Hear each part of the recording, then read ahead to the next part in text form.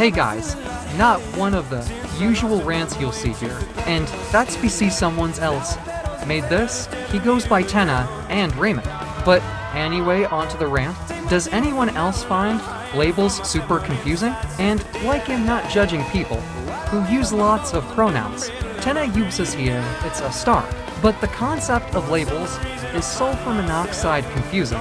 Like DW me if I like the same. Gender I need a label. This same thing goes for genders too. Like me personally, Raymond is trans-mask, but I just wanna be a guy without labels. And the fact that people get hated on for labels makes no sense.